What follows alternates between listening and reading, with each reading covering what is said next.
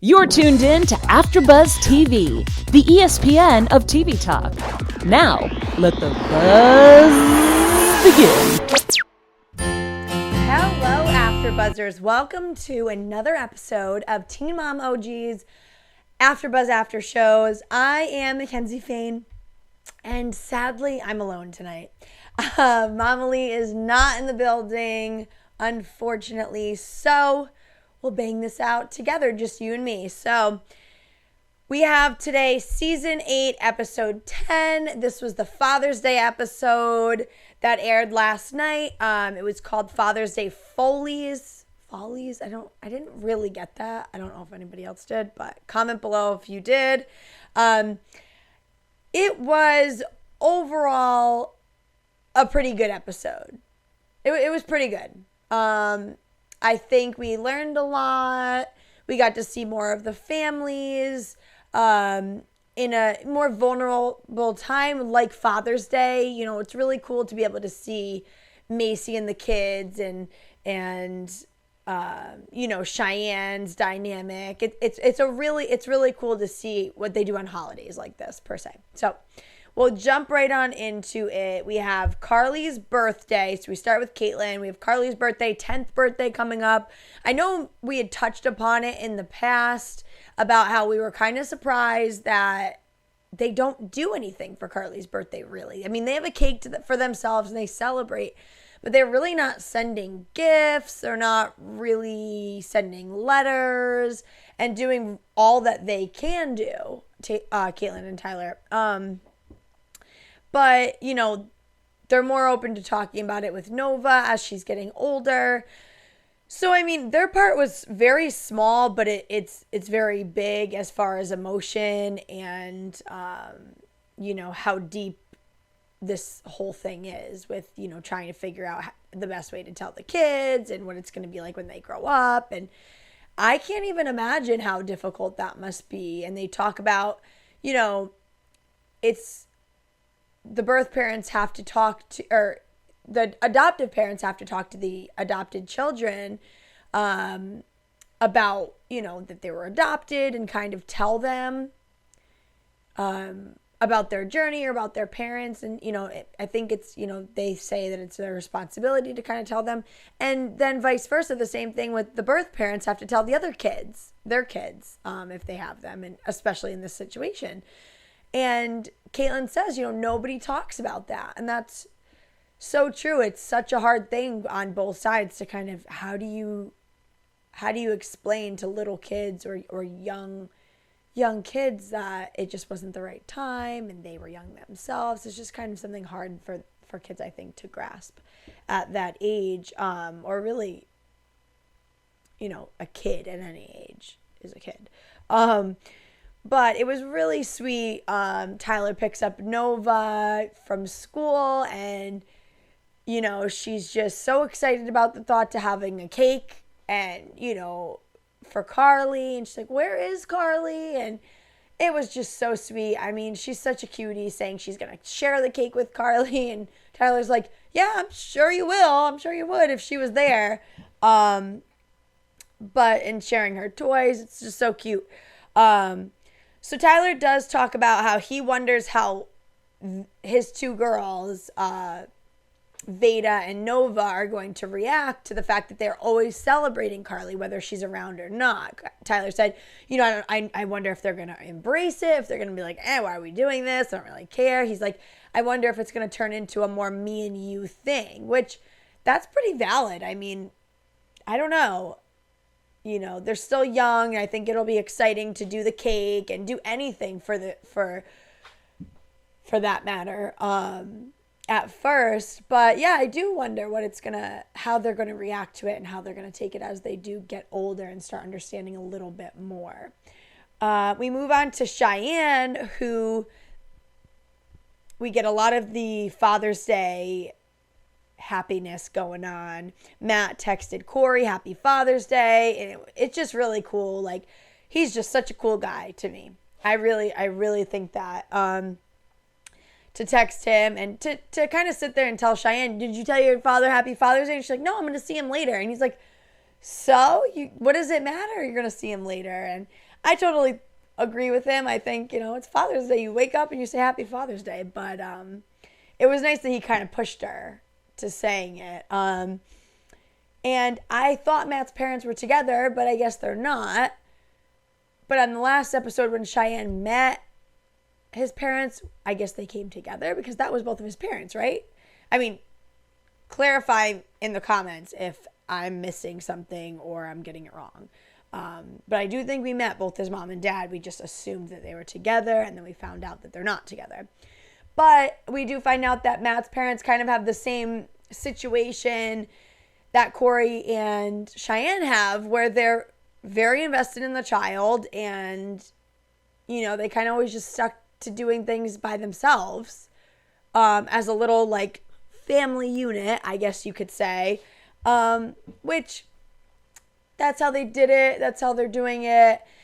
Like they all said, it's so early on in all these relationships to be bringing them into these special holidays like Mother's Day and Father's Day. It's just too much. Like, I would think, maybe do a little something for Easter, or more of a all around like holiday, not specifically to one of them, I guess, if they're still together at that point. But yeah, it's just way too early, and I'm glad like Matt and Taylor both kind of agreed to that. But Taylor does say, it's too soon. She kept saying it was awkward. Like, she just kept saying it would be awkward. It's so awkward at this point. I don't really know what. I mean, yeah, okay, we get it. But, like, she said one of the things is because me and Cheyenne don't know each other. Okay, so are you going to try and get to know her? If that's your problem, is that you don't know her, is your solution to get to know her? And if so, like, what are you going to do about it? But so Cheyenne and Matt go bowling with her dad, which is really cool for Father's Day. And I thought it was really nice that Cheyenne's dad said, don't ever worry about Corey, because Corey's always going to be there. And to put it like that was so blunt, obviously, but so different to me. And it makes so much sense. Like, why are you going to stress in any situation when there's a child and they're, you're dealing with the co-parenting situation? It's like, why are you going to stress over somebody that's not going anywhere? Like, he's not going anywhere. So why would you? She's not with him. He has his own relationship, and, whether it is or not, whether the situation is like that or not, I think it could apply to any co-parenting situation, because the father or the mother, they're not going anywhere. So you're going to have to deal with it. That's it. Like, end of story kind of thing, which I thought was very true and pretty wise to just say it like that. There was a funny little moment where Matt says, yeah, I love her, to her dad. And he was like, what? Like, you don't just throw that word around. And what does love mean? And when he said, like, what does love mean? I can imagine that moment being so long for him, because it was for me. If somebody asked me, what does love mean to you? I don't know. Is there a really good answer for that? I mean, I'm going to put myself on the spot. What does love mean to me? It means, I don't think unconditional is the right word. I know where he's going with that and what he tried to do, but what does love mean to me? It means having someone's back at all times. It means going through ups and downs with that person, whether you agree, whether you disagree, and just always being there for that person, not turning your back on them. I think love means laughter. I think it means romance. I think it means a lot of things, but that's such a hard question. Put right in the comments below, what does love mean to you guys? Because I am so curious. That's such a loaded question.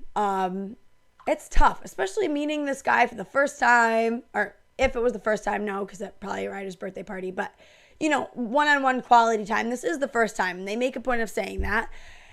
And it's just really hard. I don't know. That's such a hard question. So, poor guy. And I love Matt. You guys all know that I love Matt. And I'm hard to please. I don't know if that's come across, especially with these characters. So let's jump into Mackenzie. This is the first episode. She comes in hot. I'll tell you that much. It really was. It was a lot, and yeah, it's a lot. I really think she's just so cute. I say it every time leading up to this. I think she's a great mother. I think she's super determined, has a lot of willpower as far as her career. She's building this amazing brand really for herself, workout videos and a workout and healthy living lifestyle brand. So I think it's really great. But we'll get into her. So her mom has stage 4 lung cancer. Her mother has never smoked a day in her life. She's a triathlete, I'm pretty sure, something like runs marathons, like a runner every day, should have really healthy lungs. I mean, it just shows you that anything could happen. It's just, it's hard. So we have the relationship with her and her husband, Josh. Now, if you watch 16 and Pregnant, or if you watch Teen Mom 3, you did see how rocky that relationship was.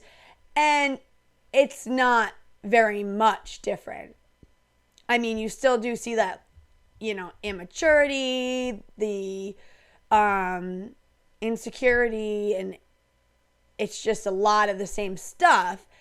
But I mean, come on, people, we have to give them props. They've made it through a crap ton of stuff, just like her dad keeps saying. Oh, and she's just so funny. She always goes, oh, what the crap?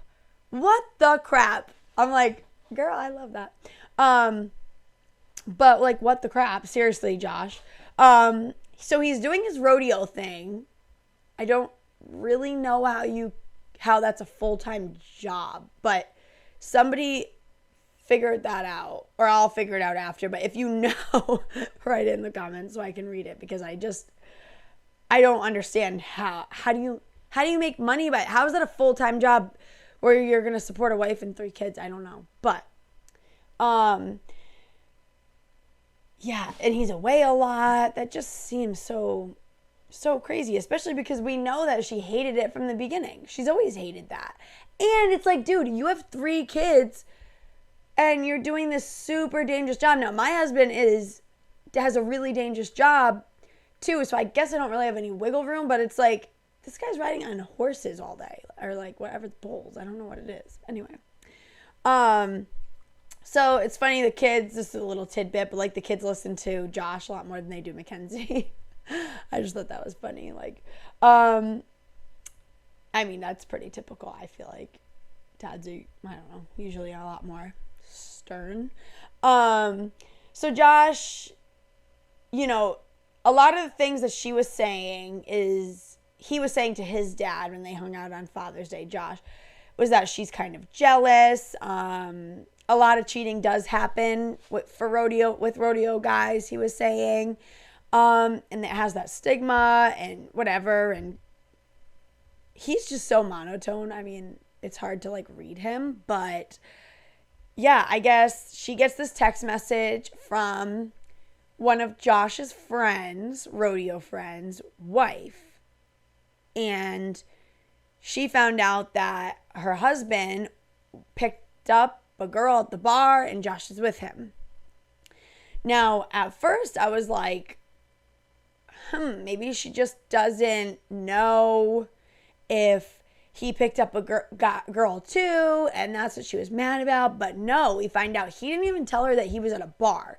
So that's where I was like, okay, come on. Like, this shady stuff is happening. Sure, you could have been a innocent bystander to the fact that this person is, your friend is married and picking up somebody, not your place to stop them. I get it. Like, everybody do you. But at the same time, you're also not telling your wife where you are, or the fact that I just think that's a little odd. I don't know about you guys, but that's odd to me.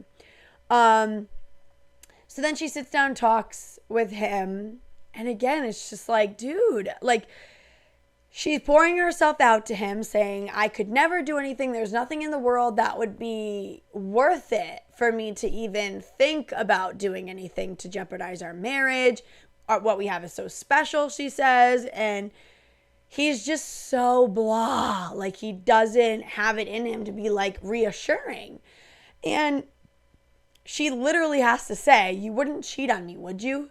Like, a baby at 16, another baby, a house, a marriage, years and years pass, and you have to still ask that. I mean, I just think that was just so ridiculous. And then she says, will you tell me things when they happen from now on? And he said, I don't know. And she's like, I can't live with you with that answer. I'm like, oh my God. I can't with this guy. Like, what is happening? It was so bad. I don't know. Tell me what you guys think about Josh. He just seems like he's just not in it. He's just not there. I don't know it. I don't know. But he always has seemed like that. So I don't know. Tell me what you guys think. I'm excited to watch this unravel. So Angie, Mackenzie's mom, is starting chemo again, and we have this moment that I was brought to tears. Like, I couldn't even, it was just so sad. I mean, her mom is so strong of a woman, and Mackenzie just breaks down. I mean, of course, how could you not? And just, kind of opening up, and the mother says, Angie says, I am continuing to fight. Like, I'm doing this next round of chemo for you kids. Like, it's the only reason, really. To show that, I didn't just give up on you. And Mackenzie says, I'm just so mad. If anything happened, I'm going to be so mad. And she said, it's okay to be mad. I just don't want you to stay mad. And to like my gut, I swear that was just so great. Like, great and sad and true and so many things, because it's okay to be mad in those situations. But I don't want you to stay mad. I don't want you to dwell on it. I want you to be happy and live your life if I'm not able to be. Like, it's so touching and it's sad. But that's a journey. That's a storyline that is one all of us should be praying for and, keeping in our prayers, because watching this family go through this is so heartbreaking. But it's really nice to see how positive, Angie is in this time, and real she is, how real she is with her kids. And so, yeah, it's a lot. We move on to Amber, who has a little bit of more light of a situation going on here. We talk about Leah and getting Instagram. I mean, the conversation with Andrew was just actually pathetic. It almost made me be like, Andrew, what is going on? Like, saying her name on Instagram should be Daisy Duke. And she called him out for it. I'm like, I don't know if you're just dumb or you just, I don't know what. That was just really odd to me. How about like Hannah Montana? Like, not that that's relevant now, but you know what I mean. Something like that. And that's what the one thing that they didn't really even touch upon was the fact that it's not that she's trying to hide from people saying things to her. I don't think that's the biggest thing. I think the biggest thing of her going on social media and not really should she be seeing what people are saying about her mom or dad or her, like, people are saying things. I don't know. So Andrew says, all right, so we're going to have to set up a day to set up this profile. And Amber's like, no, what? Like, he just doesn't. To me, this conversation showed me he doesn't have it all together there, because first of all, it's not your kid. Second of all, who are you? Third of all, that's literally not what she said at all. Let's set up a time. Like, she was so far from that. Maybe he just wasn't listening. I don't know.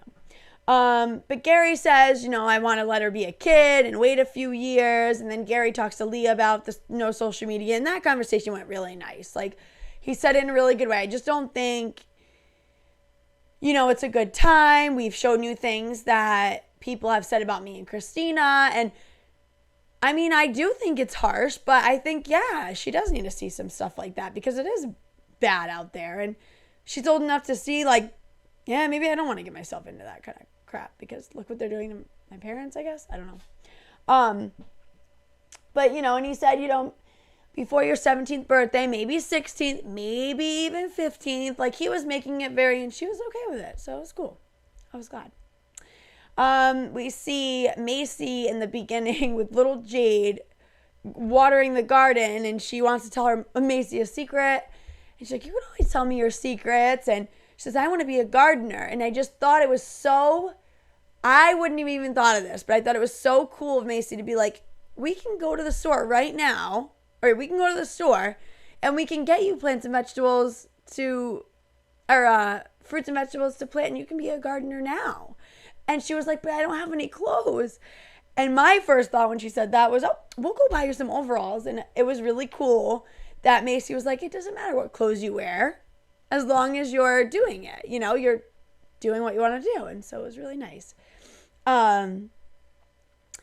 So we have this whole baseball tournament that always lands on Father's Day. And of course, Taylor is one of Bentley's coaches, which just must punch Ryan in the gut. I mean, especially going to the games. How embarrassing is that? Like, I don't know. Maybe it doesn't. He doesn't really seem like he gives a crap about anything else. What the crap? But the kids give Taylor his Father's Day gift, and it's so sweet. Macy always does really, you know, go all out in a sense with the crafts and things for the kids, because it's really, you know, really nice and important for them to be involved in making something for Taylor, and just so cute. So we have this whole situation with Ryan going to the game. Now, we find out from Jen and Larry that they're going to the tournament Saturday, and Mackenzie and Ryan plan to go on Sunday. And Jen says, well, I'm going to ask Macy on Sunday if we can take Bentley home with us. And then we hear, so that's Jen in her head. And then we hear Macy saying, you know, I'm not going to make my life harder on my family. You know, maybe if they reached out earlier, because somebody had asked maybe Taylor or something about Bentley going later, you know, any time with Ryan on Father's Day. And it's like, I totally get where she's coming from. You're not even planning this. So why would I not plan something with my family when he has a real steady father, Taylor, in his life? We're going to be at this tournament all day. Why wouldn't I, you know, they just, Jen is like, come on, go plan something with her. Don't ask her the day of on Father's Day. That just sounds a little ridiculous. And then, you know, cry boo-hoo about it. But then we hear Mackenzie and Ryan talking about the fact that, you know, Bentley couldn't come because he had a golf tournament when they got home from the baseball tournament. And Mackenzie said that Bentley just wanted to go home. And, you know, they were just complaining that it's a lot, and Ryan doesn't know why he does all this stuff. But you know what? My thought on that is this kid's busy. He has a lot of things going on.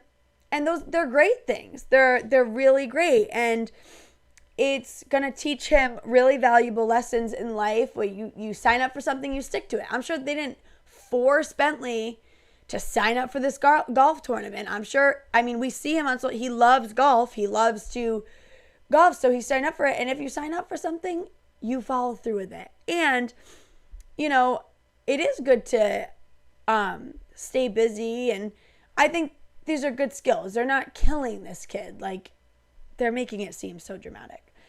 But Ryan hasn't talked to Bentley about anything because with, you know, him going to jail. And, oh my God, my nose is so itchy. But he says that because he's always with his mom and she'll just butt in to the conversation. And so he's like, I can't worry about that because it is what it is. Like, oh my God, there's so much wrong with that sentence. I don't even know what to say about it. Like, you should take your kid on a walk or outside and get some private time with him and apologize, talk to him, be real with him. He's 10 years old. Like, he needs that. He's confused. This is my dad. I mean, Macy is spot on every time she talks about it. And I think she's so right when she says he thinks he's going to have a relationship or, you know, conversation with me before he says sorry to Bentley. No, like, that's really important. But on the next, we have a lot coming up. Kate says Carly is coming for a visit, so that is super exciting. I know we're not going to be able to see her face, but I'm excited to, for that, for them, and to see, all that is to go with that. Macy tells Taylor in a very stern way. She says, we need to address the fact that we're on completely different pages when it comes to having more children. And they are, and I'm scared for that. Oh my God. She's so adamant about it. It's like, why? Just have another damn kid and make him happy. That's what I think about it. But I know I'm probably going to get some hate for that. Ryan has, Ryder has a toddler meltdown, and Cheyenne says to Matt, it's fine if you're overwhelmed, so we're going to see some parenting stuff going on there. Mackenzie and Josh have a blowout fight where he speeds off in his truck, and she says she doesn't want to be with him at all. So more relationship drama there. We'll see, as we see them interact and see this stuff go on, I feel like it's pretty easy to sift through, or not easy, but you're capable of sifting through and kind of feeling out how they are. Amber talks to her therapist saying, I think she says she's a ticking time bomb or something's a ticking time bomb. But anyway, talking to your therapist and saying that, a lot's probably going on. So, yes. So a lot for next week. I'm super excited. I'm really cool. I think it's really cool that Mackenzie is in this season. I'm so glad about it. Oh my God, I'm going to sneeze. Worst thing on camera. Okay. Well, anyway, I think it's really cool that Mackenzie is in this season, and I hope she stays with it. I think I heard that this was just a trial for the rest of the season, but we'll see. Let me know what you guys think in the comments. Do you like Mackenzie? Is this your first time seeing her?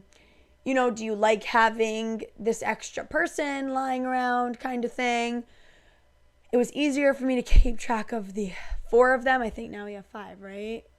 So, but I love Mackenzie. I think it's really cool. I think she adds a totally different dynamic, especially with all this stuff already happening with her and Josh. So I think it'll be fun to watch. All right, guys, thank you so much for tuning in. I had a great time talking to myself and you. So I hope you guys enjoyed it too. Let me know what you think down in the comments. I love to read the comments and find out what you guys thought of the episode. I really liked it. I think next week will be really just jam-packed full of drama, especially when it comes to Mackenzie and Josh. And, the Macy thing with Taylor. So that we'll see about that. All right, guys. You can find me on Instagram at Mackenzie Fane, McKenziefane,